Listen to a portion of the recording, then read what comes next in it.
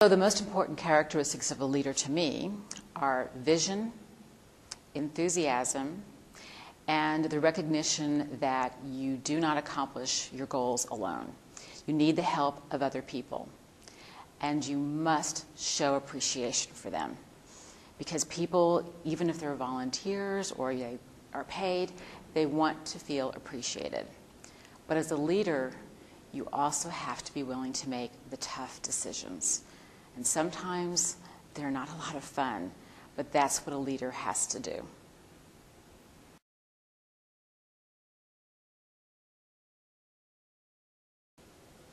I think that integrity is extremely important. People won't follow someone that they don't think is genuine. Vision is very important. You have to have at least a sense of where you want to go and where you want those working with you to go, or they won't follow. And I think extremely important is being flexible, because where you want to go is seldom where you actually end up. And you have to be able to communicate ease with uncertainty so that the team you're working with, it will also be easy with uncertainty, because in uncertainty, in the unexpected, there's opportunity. And leaders help people seize opportunities.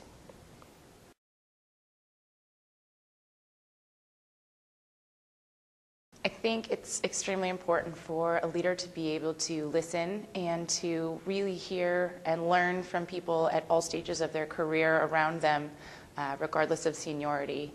I think you need to be able to see beyond your own personal goals as a leader and to have a bigger picture understanding. I think it's important to want to improve what's around you and to work with others kind of to inspire a sense of purpose. I think a great leader inspires others and really provides opportunities for others to grow. And I think an important trait of a leader would be identifying their own strengths and weaknesses and being comfortable in that identification and working to towards their strengths and also to acknowledge the weaknesses in the course of their business.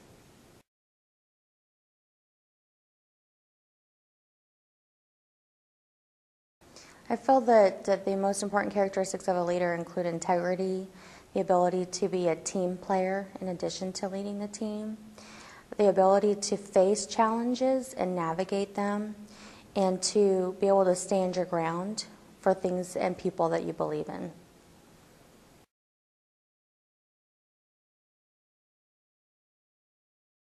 That's a great question, and I think it varies from person to person, but I looked it up in the Oxford Dictionary because we have a program at Roosevelt University that I started, which is Leadership and Real Estate for Women, and they used a term that I thought was interesting, and that is guide by example.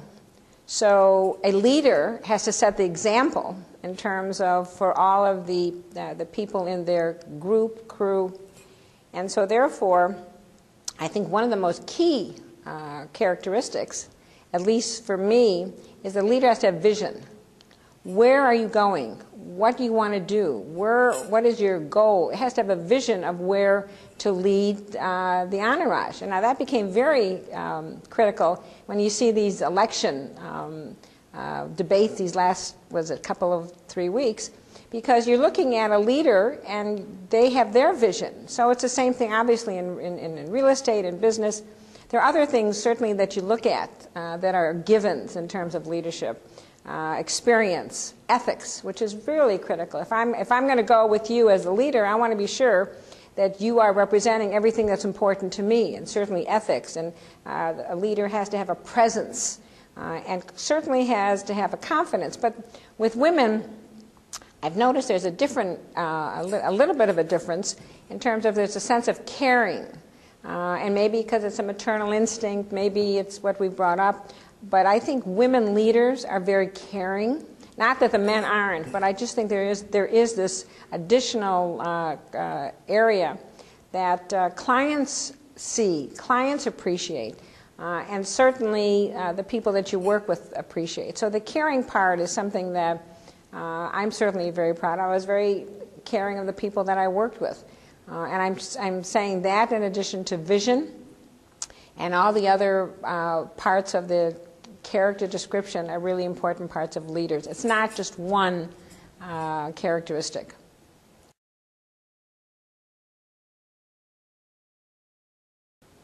I've been a lawyer for almost 35 years, and so I've been proud of many things in my career. I'm proud that I continue to learn, because law and doing deals, real estate, give you repeated, constant opportunities to learn, and I'm proud of the capacity to keep growing.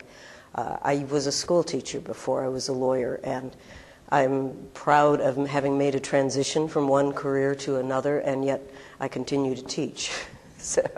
And mentoring people, men and women, but especially women, my focus has always been women and girls, is something I'm very proud of in my career. I have seen a lot of successful young women that I've touched in some way and that have touched me.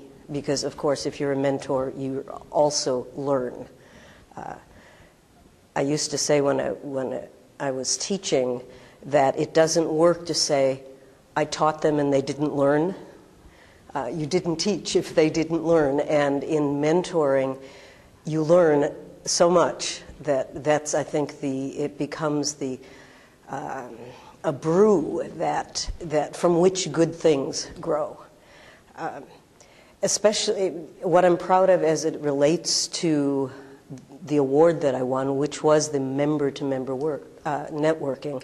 I'm very proud of the number of people to whom I can refer business and have referred over the years, and of the business that I get from crew connections. I tell people that year in, year out, over the years since I joined crew in the early 80s, about 60% of my business is crew-related. Sometimes it's several steps removed, but it is a very high percentage. The first year that my book of business went over $1 million, I'll bet 70% of it was crew-related. And so I just owe so much to the connections that one makes in crew. And I'm proud of being able to turn that around, because you don't get business if you can't give value back, really, or you don't get business that sticks. And the best sort of member-to-member referrals are sticky connections. When you've known someone for a long time, you know that they are good. You know that you can say to your partner who says, I need local counsel in Toronto, I know someone there and I know they will do a good job. It's good when someone needs local counsel or needs a broker in Charlotte or San Francisco or Kansas City. Even if I don't know someone, I will say there's a crew person there. And people are always happy with it. We do a good job in crew, and I'm just really very proud of that. What I've been most focused in achieving, which is the other part of this question, is, I think, goes back to my earlier answer: continued knowledge, continued learning, and continued helping other people grow. In my career, and specifically regarding this award, I'm extremely proud that I've become a trusted resource for my peers and for senior management within my company and for our clients. And I think there's a lot of value in earning somebody's respect. So it's definitely something I've been proud of. Becoming a market expert and having the ability to be involved in deals early, because you bring value to the table or you bring relationships to the table that add value to the overall team, is something I'm extremely proud of. I think also the ability to look beyond just the construction industry and to learn. I've actually taken time to go and take classes in some of the other areas so that I could learn other people's industry types so that we can all be successful together. And then specifically within our own company, I've been able to expand our core focus from primarily a landlord-owner representative to more of a broad-based corporation and end-user tenant, to now we've included Qualcomm and Northrop Grumman in our portfolio, which was a great success. And lastly, probably looking towards achieving, obviously continued growth within the Southern California market, but I would love at some point in 2013 to be able to put together or work on a deal with primarily all crew members. I think that would be a great accomplishment. Well, you know, it's interesting. Over a 40-year period of time, there are many things I'm very proud of. I was very proud to have the largest woman-owned commercial real estate company in the country. And I didn't know there was the largest. We were a commercial brokerage operation here in Chicago. And one day I decided to call some of the major publications all over the country to find out who had companies like ours, like mine. And we had done about $3 billion worth of transactions and found out that we were the largest woman-owned company that specialized in commercial brokerage. I'm very proud of that. I'm very proud because of the award I got last night from Crew. It was for career advancement of women. And I've set up a program at Roosevelt University. It's on its 5th year. And that's what we do. It's almost the same thing as with Crew. We are supporting women in their positions so that they can enhance their positions in their careers, enhance their positions in their companies. It's really a 4-part program. One, we finance it. We give them scholarship. Now, these are women already in the business, and this is for an MBA program, master's program. We help them network, which is why Crew is so critical, because this is what they are very important in terms of with women. We try and mentor them, and then we try and get them advancement in their jobs. So the program that we set up at Roosevelt, it's called the Goldie Wolfe Leadership Program, is exactly what we're talking about here in terms of career advancement. It's very critical for me that there are more than 1 or 2 women that will sit at a table when we're negotiating, and I think that's what this program is going to do. So I'm very proud of that program. I started my company in July of 2009, and it's been a huge honor for me to build the company. I have several family members that work with me and for me, and it's very important to me that they're a part of it. They feel like they're earning their place and being taken care of and respected, and having a great work environment for them to work in, as well as myself. And not only building the business for my family, but also for my community and what I'm able to give back to my community because of the business that I'm building and doing. 20 years ago, I saw a need in the nonprofit community for a real estate broker that understood the unique needs of nonprofit organizations. Since then, we have represented hundreds of nonprofits all over Texas and the United States. We've helped them accomplish their real estate goals. It has been a very exciting experience. And for me, it has made me a national expert in nonprofit real estate. I give speeches, write articles, and am sought after for countless articles in newspapers about nonprofit real estate needs. So it's been a wonderful experience, and I feel so grateful that I've worked with so many wonderful organizations helping them achieve their goals.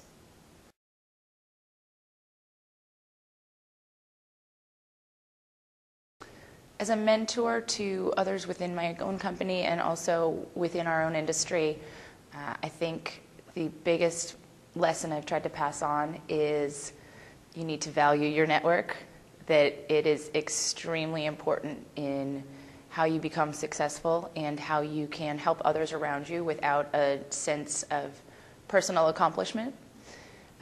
The ability to take risks, I think, is extremely important, that in order to grow, you need to be able to push beyond your comfort zone and your boundaries, and that by having that network, they're there to support you as you take those risks.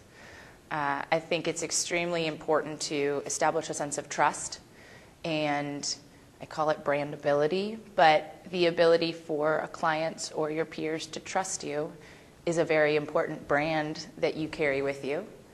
And then finally, I think as a mentor, and then passing that along to peers and people within my company, you need to be able to articulate your value, that if you're not going to speak up and to create your own sense of value within an organization, it's hard for other people to recognize that if you're not your own biggest cheerleader.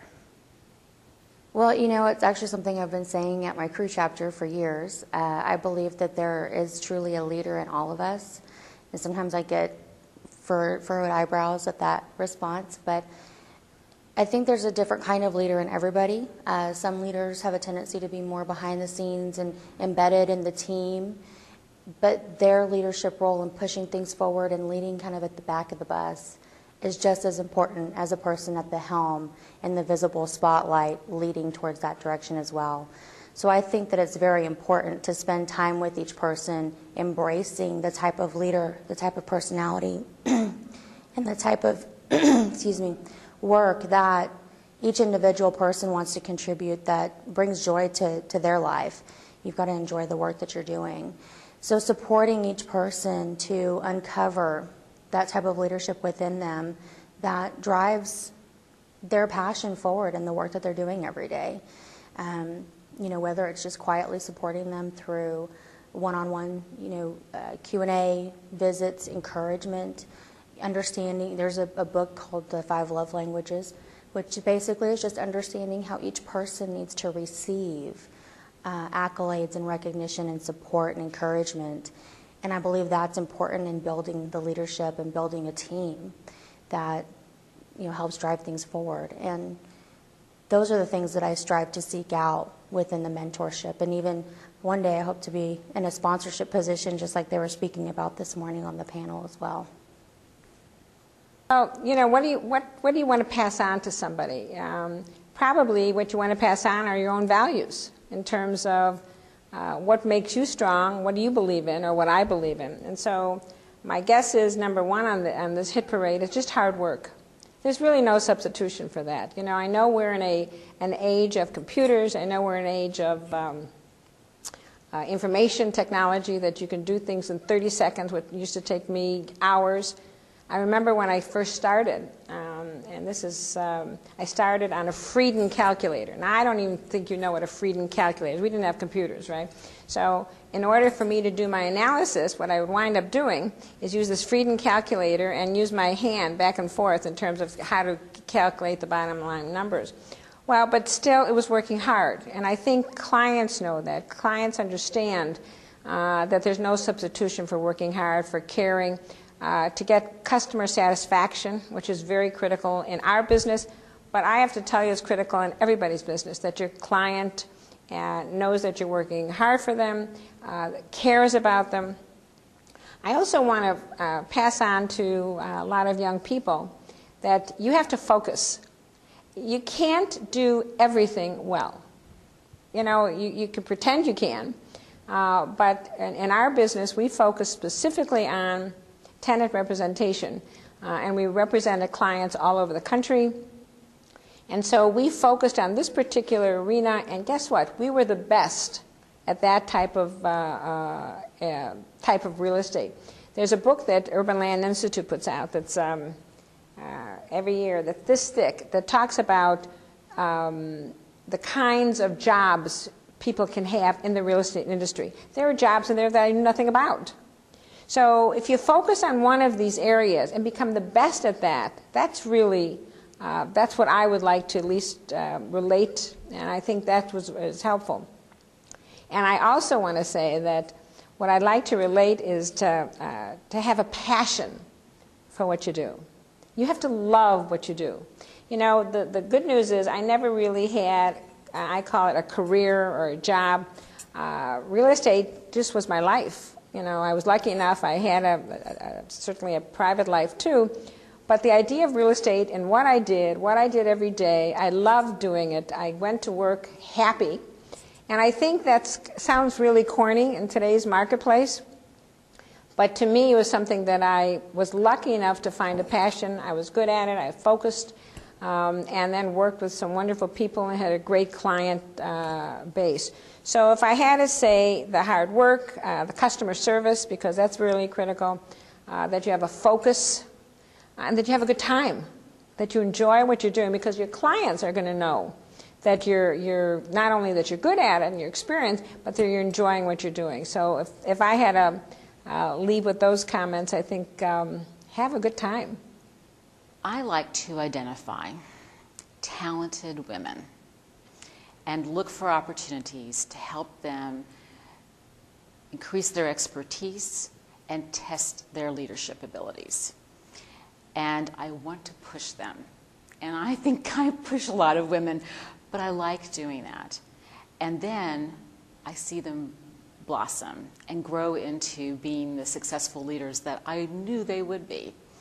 So it's been one of the great pleasures of my life is to help other women achieve their goals and their dreams, and perhaps dreams they didn't know they had. Life experience matters. I encourage people, if they're thinking about law or if they're thinking about real estate, to think about what else they have done in their lives. Because most of us didn't come to real estate direct line. Through the Crew Foundation's scholarship program, we are helping women find real estate early on. But I think that life experience, doing something else, is really useful. And I encourage people to do other things as well. I encourage people to be involved in nonprofit organizations like Crew. They're professional associations. Nonprofits for causes that they're passionate about. Doing well by doing good works, and it adds value to your profession to do that. I also think that it is important for people to understand, for people that I work with, whether they are part of my team, and I lead a team of lawyers in my law firm, real estate lawyers, deal lawyers, really, that I think it's important for people who want to be leaders to understand that you can be strong without being very hierarchical.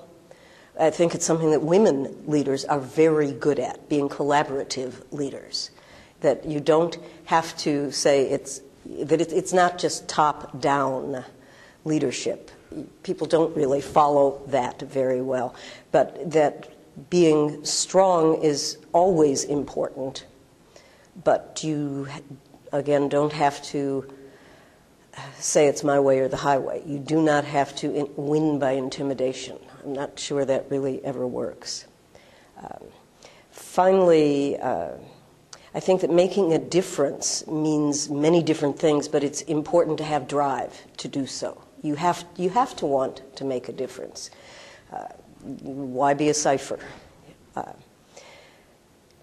Clients stick with me in my teams, I think, because I help them learn. I'm seldom bored. I keep coming back to learning, I'm hearing myself saying. And I consult, I include, I do a lot of public speaking, which is the life experience thing. I encourage people to do that. Ultimately, though, I think that leadership means choices. You choose to seek, you choose to risk, you choose as a leader to help your team make sensible choices, evaluate risks. Lawyers try to collar risks for their clients. You can't avoid all risk. You wouldn't move forward if you did. But you learn to be comfortable, again, with uncertainty and with risks, and to collaborate. We should be a team, whether it's a team of colleagues or, as in Crew, often a team of rivals. I was sitting with a lawyer from Dallas that I know well at breakfast this morning, and she was remarking that while lawyers, and there are a lot of lawyers in Crewe, while lawyers are, I suppose, rivals, we're all seeking the same clients, seeking to do the same sort of work.